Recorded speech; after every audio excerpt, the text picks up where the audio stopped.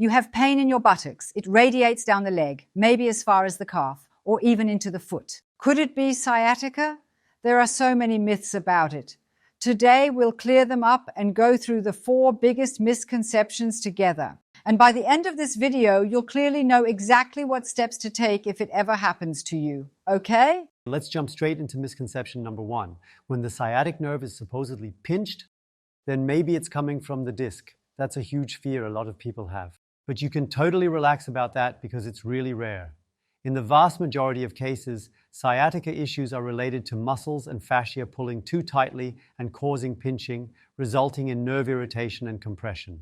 When there's compression, the nerve reacts to it, and that's ultimately what causes the pain in the affected area. So don't worry, it's usually nothing serious at all. And by the end of the video, you'll learn exactly what you can do to get rid of this problem. Yes, so on to the next big misconception. Sciatica, you really need to get some rest. Totally wrong. Resting actually worsens your condition because, as you might have heard, fascia or muscles, depending on location, can tighten, and prolonged inactivity further delays healing. The sciatic nerve is being pressed. And if you just stay in that position, taking it easy, then it can actually backfire and the sciatica pain will get considerably worse. And maybe tell us if you've ever had sciatica, how it turned out for you, and what ultimately ended up being the solution for you personally, which you'll of course hear about at the very end of the video. What our suggestion for your relief will be. So go ahead and leave a comment and share your thoughts so we can better analyze this knowledge together. Right, now moving on.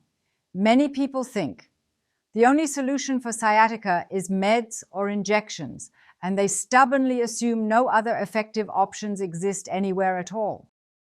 That's not right either, quite the opposite. For me, meds, and injections are meds too, are exactly what you might do if you just can't stand it anymore, as a temporary measure for severe pain, but never as a long-term solution at all. After all, the body is signaling something when the sciatica really starts to hurt. And then, in the moment when people actually take medication, this language of the body telling us there is a specific reason for this nerve pain simply gets suppressed. And that is, of course, completely wrong. Medication should only be taken in emergencies and for a short time. What really matters is working on the actual solution. And the idea that you have to take medication because the sciatic nerve is inflamed, that becomes unnecessary as well once you truly understand what's actually going on with sciatica when it hurts and why it happens. Let's move on to misconception number 4, and there's a lot we can clear up about all those wrong assumptions, I'd say. Misconception number 4, you are not allowed to stretch. And from our point of view, of course, that's completely wrong.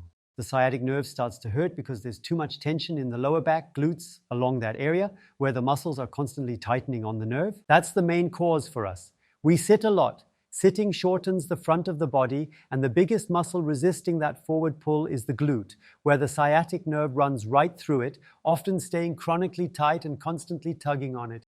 And there's also the so-called, maybe you've heard of it, the piriformis gap, and the moment there's too much tension there, the nerve gets compressed, and we assume that's what then ultimately leads to those typical symptoms.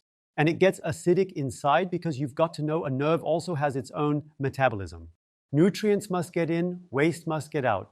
But if it can't because it's pinched, it begins to complain increasingly more and more loudly. And it ends up with you getting in the car at some point, and after just 10 minutes, you already notice, oh, something's clearly brewing up and it's getting worse fast. This will get really bad. So how can you handle it if the cause of all this pain, pulls and tightness, lies in the muscles and fascia? Yeah, you've got to try to change that situation. So how exactly can you change it? Of course, by stretching. So believing that stretching is off limits and that you're not allowed to do it, that's the worst idea, of course. That's exactly where you need to start. You need to try to loosen what tightens up so much. All that sitting without balancing it out makes it stiffen more and more, and you really have to loosen it again sooner rather than later. And if you loosen it, your nerve will be freed up again. And that piriformis gap, for example, can open up again and begin to move more freely. That means nothing's getting pinched anymore, the nerve can behave normally, and then it all settles down. And then you'll notice that if you really stretch out your glute area and address the cause up front, this sitting that makes the back tense up, once the whole area is back to normal, the pain eases and your movement becomes more comfortable again. Then your nerve just keeps getting better. And the great thing is, you can test that right away.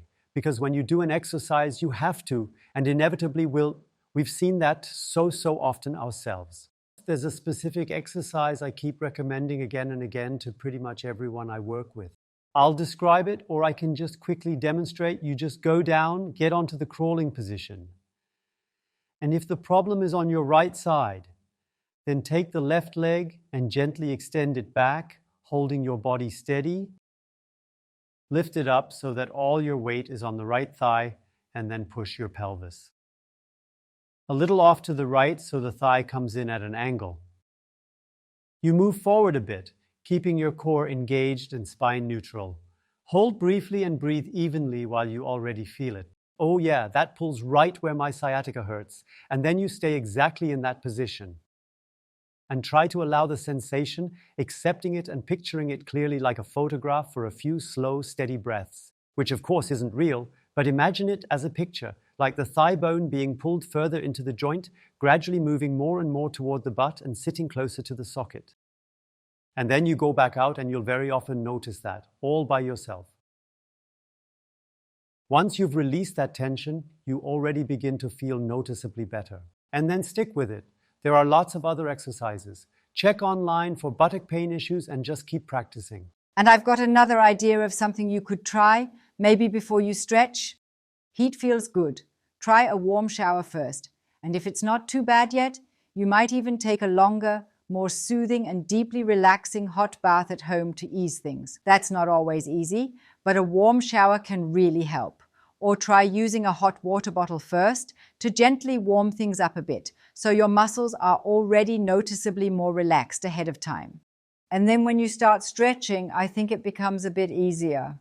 And it's also a good test. It's also a good test because when you get out of the nice hot bathtub and you already notice, oh, it's already better, then you can go into the exercise even more motivated because you'll already have kind of a preview of what will happen and how it'll get eased. And if you know someone who suffers from sciatica, please be sure to share this video with them as soon as possible. They will be grateful for this information.